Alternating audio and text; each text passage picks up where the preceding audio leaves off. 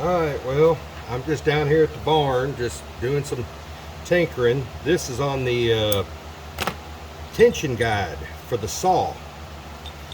These are up there, and this is attached to the moving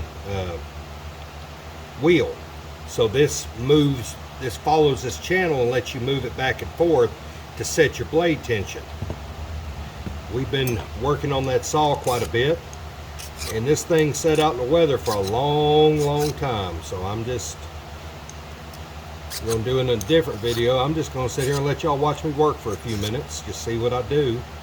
Most of it is just what I'm doing right here, just taking a file, finding sharp edges, finding spots that are bad, and just taking them off. Well, normally I wear fancy gloves, but I forgot to get them, so I'm just going to do without them. Take a piece of sandpaper. This is chrome, so I'm probably going to end up painting this or doing something, because the chrome is flaking off real bad. So Dad tore it apart. I have no idea if this is directional, but I don't think so, because when I look at these, they're shear cuts. They're not anything special. They're not a drift angle one way or the other. And so they just have to fit inside this channel. That channel looks like hell, but yeah, I'm just going to set this piece of sandpaper down.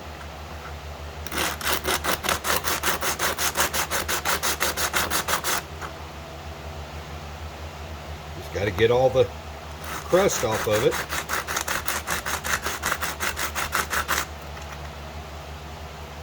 Oh, that's bad.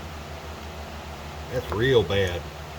I may have to take that to the wire wheel that, try to get some of that rust off of it. Lordy mighty, that's bad. I'm probably going to strip the chrome off of it. That's what I think I'm going to end up having to do. That is, yuck. It'll probably work as is, but I want things to be a little prettier than what they are. Might have to make new ones of these, which wouldn't be too difficult if I decide to make new ones.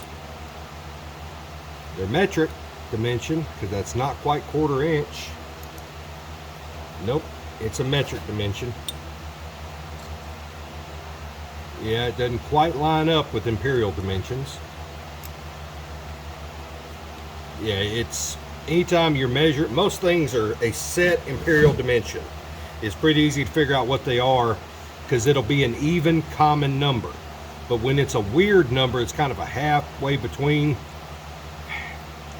I don't know, this thing right here, center to center, is more than 1 inch and 5/8, but not quite 11/16. So it's 32nd dimension, which tells me it's probably metric, 19/32.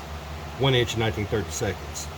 If I did the conversion, which my phone's recording, so I can't bring up my conversion chart, it is more than likely going to be a metric designation. So I might just get just the really scaly rust off of it and just let it bump, but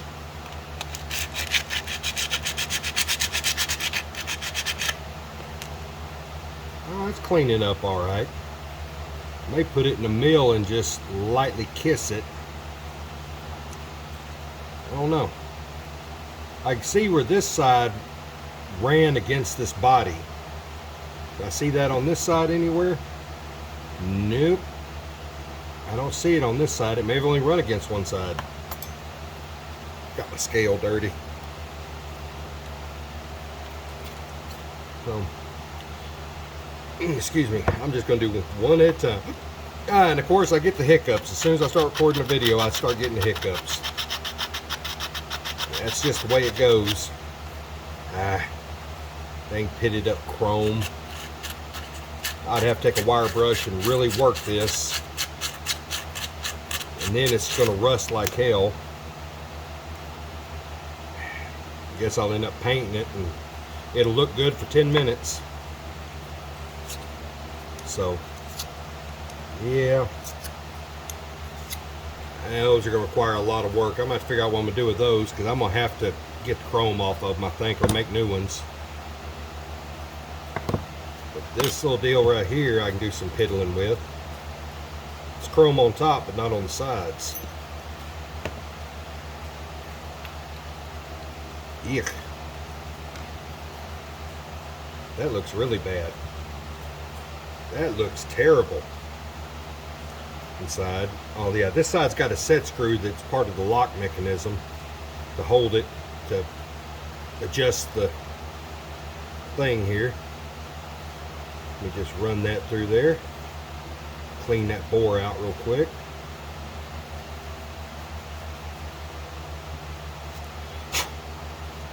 That bore looks good now. Let's see how this crud like Scotch-Brite. Turn the Scotch-Brite so I can hold it. Okay, this piece lost most of its chrome except where the washer was sitting.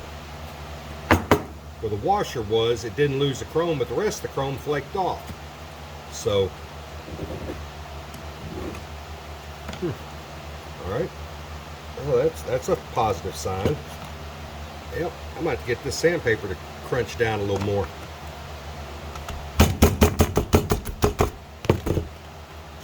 Yeah. There we go.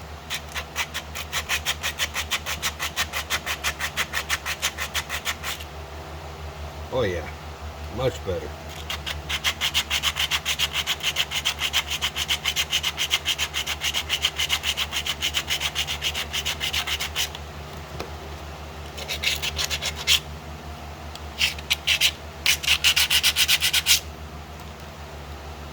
Oh yeah, that looks tremendously better.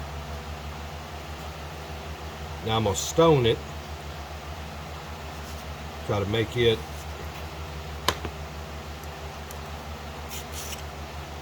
take out any rough spurs it's got.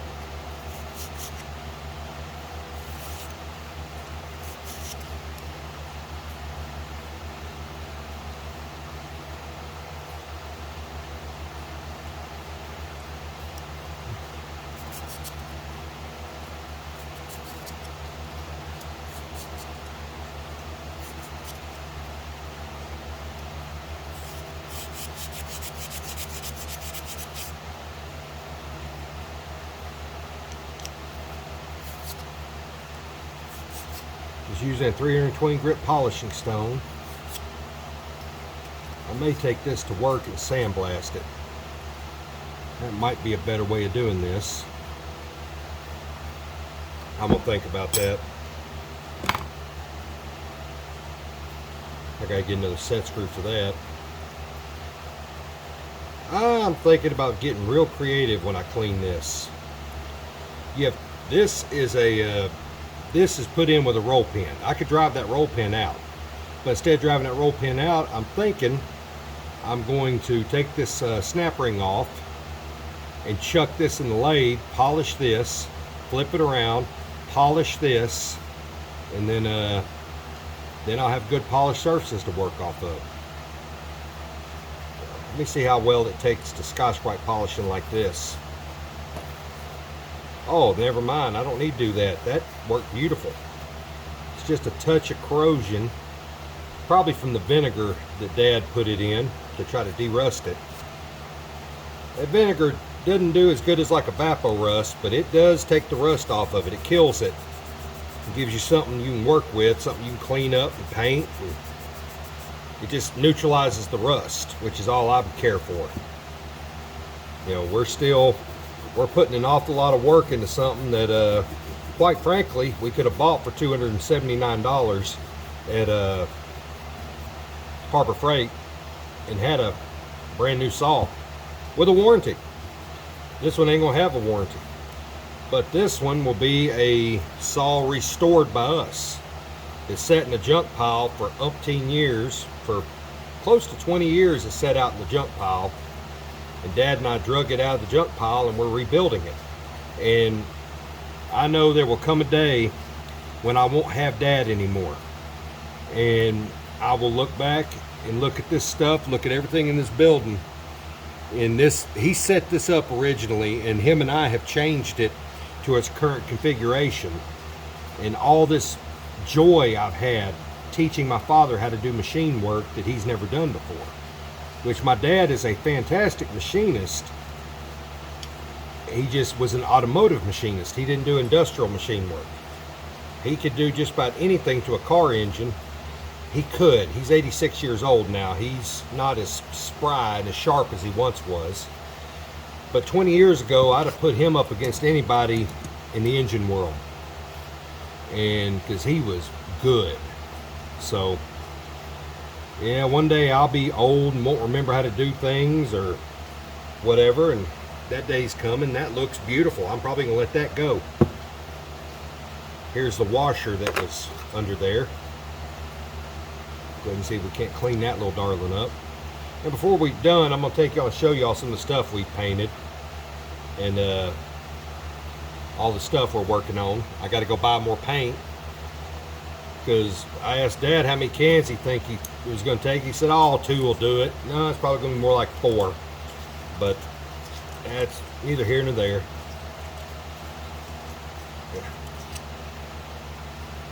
Yeah. I'm probably just going to get a new washer for this. I'm not even going to bother cleaning up that bolt. We're going to replace every bolt on this machine. You know, we're just going to put brand new bolts in it. We're not even going to worry about trying to salvage the old bolts. Ain't no real point in it. They're really crummy, corroded and all that. So let's see here. Well, it says I've got just a few more minutes of video I can record before it runs out. So yeah, I got the fan running. That's loud. But here's the beam of the saw. We covered up the tag with grease so that we can just wipe it off. You know, it's once this paint cures, we'll start reassembling the gearbox. I didn't worry about getting the gearbox just super painted inside. There's the base, in which we painted this, but I'm gonna clean that off. You know, that's where the vices are, and I don't see the vice. He must have carried them out there and painted them. I got the screw fixed, got all the bad threads out of it, put it in the lathe, and carefully got those off. That's part of the beam over there. This thing attaches together kind of weird. There's all the rest of the stuff. There's the legs. We just painted those. There's the wheels, the blade guides, the motor mount, some of the hand wheels, the pulleys. Here's the vices. There's the plate. And over here on top of this old deck is the back cover. And I got to give my dad some credit. When he said he was going to paint that spring, I wasn't sure how he was going to do it. Well, he went and got a turnbuckle and got some wire, made him a stiff wire and chain, turned the turnbuckle and expanded the spring out. So I'm no pushover, but when I looked at that, I realized I still have a lot I can learn from him. He is still full of tricks and things I've never thought of.